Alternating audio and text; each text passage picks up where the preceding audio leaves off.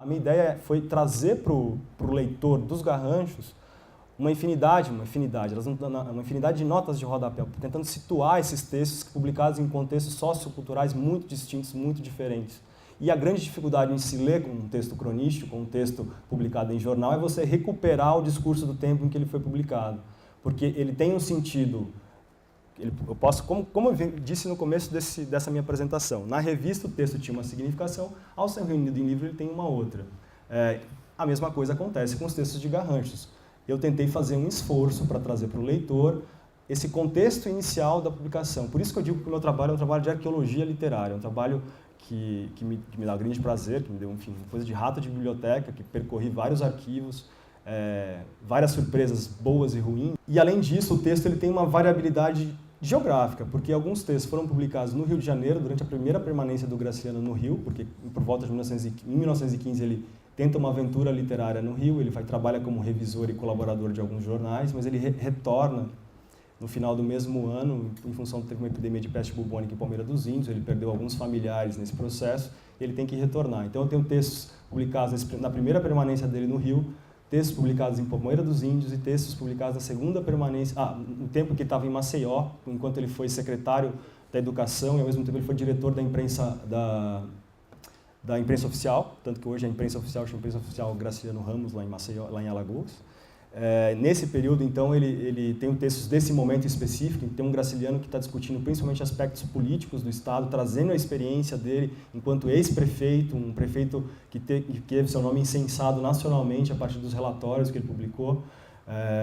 E depois ainda tem o texto da permanência definitiva dele no Rio de Janeiro. Então, é um livro que é prismático também do ponto de vista geográfico. Então eu falei dos gêneros, do tempo, da temporalidade, do espaço, mas também tem os traços de autoria, que isso também acho que é um elemento importante para se compreender esse artista, porque inicialmente o Graciliano só assinava os textos ou com pseudônimos ou com as iniciais dos seus dois sobrenomes, no caso, né? Graciliano Ramos de Oliveira. Então os primeiros textos eram assinados ou como Ramos de Oliveira, ou Ramos Oliveira, ou com a abreviatura desses sobrenomes, R.O. Então, textos dele que foram recolhidos em linhas tortas, uma seção chamada Traços a Esmo, eram assinados com R.O. Aí, nesse jornalzinho, o Índio, ele usa vários pseudônimos, J. Calisto, Anastácio Anacleto, JC, que é uma abreviatura de J. Calisto, sem contar a produção poética dele, porque o Graciliano foi poeta. Ele se fazia passar, ele publicava textos tanto em Maceió, nas revistas de Maceió, como na revista O Malho, que era uma grande revista de circulação nacional no Rio de Janeiro. Então, para a época, para o protocolo discursivo da época, esse Graciliano parnasiano simbolista, ele obteve sucesso, tanto que no livro de entrevistas que a gente vai publicar no começo do ano que vem, a primeira entrevista do Graciliano foi dada em 1910, ou seja, ele era um poeta local, um poeta do estado de Alagoas, já com um certo renome, de alguma maneira conhecido. E a entrevista gira em torno disso, e das preferências culturais e intelectuais desse sujeito, que já era um poeta.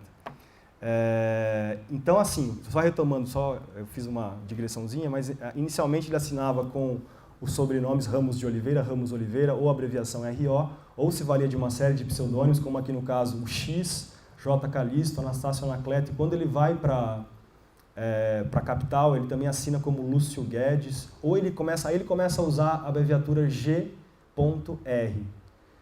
E só numa revista chamada Novidade, que é uma revista alagoana, que começou a ser publicada em 1931, é nessa revista que é anunciado, em que é publicado o primeiro trecho de Caetés, ou seja, quando aparece o primeiro suspiro do Graciliano como romancista, ele assina como Graciliano Ramos. Então, só a partir daí, a gente tem essa alcunha Graciliano Ramos como definitiva que ele vai usar para o resto da vida. Então, aí você percebe o valor que ele atribuía aos textos. Assim. Então, na medida em que eu começo a produzir um romance, que é uma grande obra, uma obra representativa, a minha assinatura se estabiliza, se define e vai ser aquela que eu vou carregar para o resto da minha vida, aquela por meio da qual vão me conhecer. Então, o Garranchos, esse livro, ele também traz essa oportunidade de conhecer essa diversidade, essa diversificação de assinaturas, de rótulos, e como isso, de alguma maneira, repercute no sentido. Porque o que eu observo também? Se você pegar os textos anteriores a 31, do Graciliano, que publicou muitos textos nesse jornalzinho Índio. Ele construía narradores muito mais sarcásticos, irônicos.